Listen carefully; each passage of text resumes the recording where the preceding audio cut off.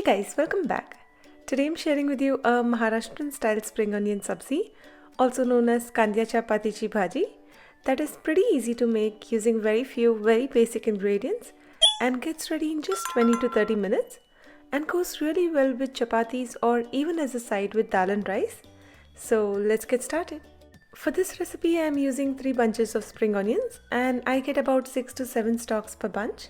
Start with properly washing the spring onion stalks and completely drying them off before chopping them. Then cut off and discard the ends of the white onion bulbs and also discard any dried ends of the green stalks. Then chop the spring onion stalks and separate out the spring onion whites and greens like this and set aside for now.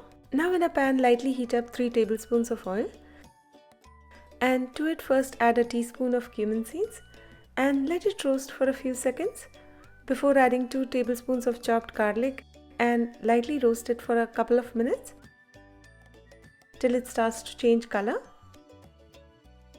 Then add in about half of a chopped green chili and lightly roast it for a few seconds.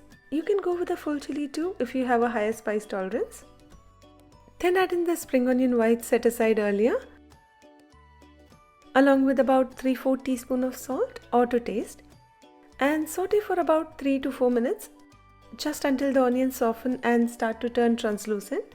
Here it's best to also smash the onions a bit as you saute them so that they will not be as chunky and will also soften faster.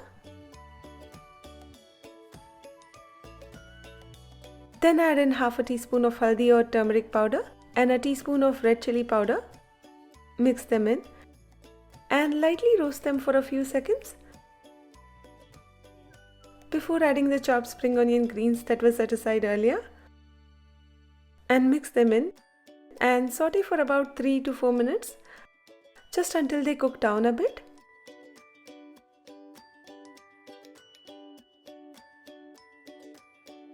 And then finally add in about 4 tablespoons of besan or gram flour.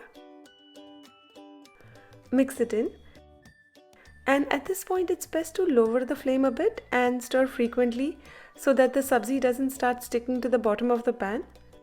And also cover and cook for a couple of minutes to cook the besan faster.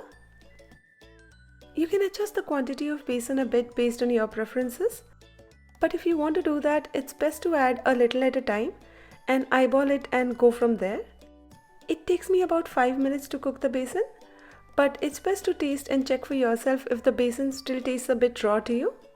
And when the besan is cooked, the sabzi is ready to serve.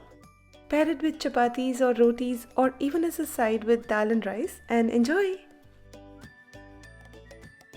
For the written and printable version of this recipe, check the link in the description box below.